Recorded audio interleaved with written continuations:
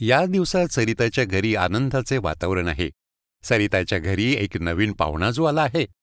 तिचा मुलगा सुरेश पिता झाला आहे. म्हणून आमची प्रेमळ शक्ती अम्मा आणि एएनएम ताई सुद्धा सकाळी सकाळी पोचल्या सरिताच्या घरी. सरिता, सुरेश आणि सुरेशची पत्नी शालिनी नवजात शिशूसह अंगणातच बसले होते. अभिनंदन सरिता, अभिनंदन शालिनी आणि सुरेश. अभिनंदन सगळ्यांचे. खूप खूप धन्यवाद तुम्हा दोघींना. तर कसा आहे आमचा छोटासा राजकुमार? ठीक आहे अम्मा, तो एकदम ठीक आहे. खूप चांगली गोष्ट आहे. पण बाळ पुढे सुद्धा ठीक राहावा याकडे पण लक्ष द्या. अरे हो शक्ती अम्मा, मी खरं तर तुमच्याशी आणि एएनएम ताईंशी याबाबत बोलणारच होते.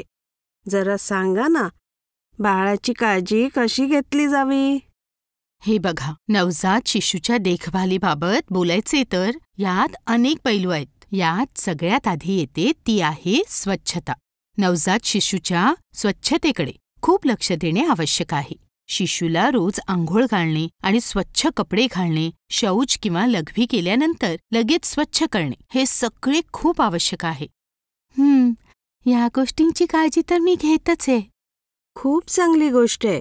याच्याबरोबरच नवजात शिशूचा आहार म्हणजे आईच्या दुधाचेही खूप महत्त्व आहे.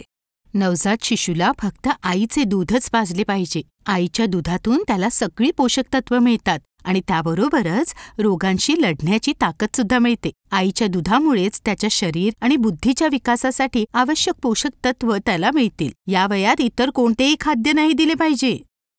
ही गोष्ट तर मी सुनेला सांगितली आहे की मुलाला फक्त आपलेच दूध पाज. एकदम बरोबर. आणि लक्षात ठेवा, मूल किंवा आई जरी आजारी असले तरीही दूध पाजणं सोडलं नाही पाहिजे. बरं, मुलांच्या आजाराची गोष्ट चालली आहे तर एक गोष्ट सांगा ना, मुलांना सगळ्यात जास्त ज्या आजारांपासून वाचवणे आवश्यक आहे ते कोणते कोणते आहेत? अरे वा, खूपच योग्य प्रश्न विचारले आहेस सुरेश. नवजात शिशूंना जो आजार सगळ्यात जास्त होण्याचा धोका असतो ना, तो आहे निमोनिया, जो थंडी लागल्यामुळे होऊ शकतो. म्हणून योग्य प्रकारचे आणि मापाचे गरम कपडे वापरण्यावर लक्ष ठेवले पाहिजे. तसेच ओल्या कपड्यांमध्ये शिशूला बिलकुलच नाही ठेवले पाहिजे. त्यामुळे थंडी लागण्याबरोबरच संक्रमण होण्याची पण भीती असते.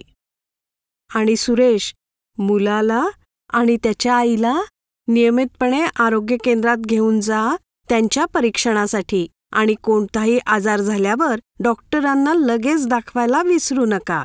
आणि हो, सरिता आणि शालिनी, मुलांच्या बेंबीमध्ये तूप किंवा मध यासारख्या गोष्टी मुळीच घालू नका. यामुळे संक्रमण होण्याची शक्यता असते. हे बघा, जर या सगळ्या गोष्टी लक्षात ठेवाल ना, तर मूल निरोगी राहील आणि त्याचा विकास सुद्धा योग्य प्रकारे होईल. आम्ही या गोष्टींची योग्य प्रकारे काळजी घेऊ ताई. तुम्हा दोघींचे धन्यवाद. तुम्ही इतक्या महत्त्वाच्या गोष्टी आम्हाला सांगितल्यात. अरे अरे, धन्यवाद कशाला? हे तर आमचे कर्तव्य आहे. एकदम बरोबर सांगितलं एएनएम ताईंनी.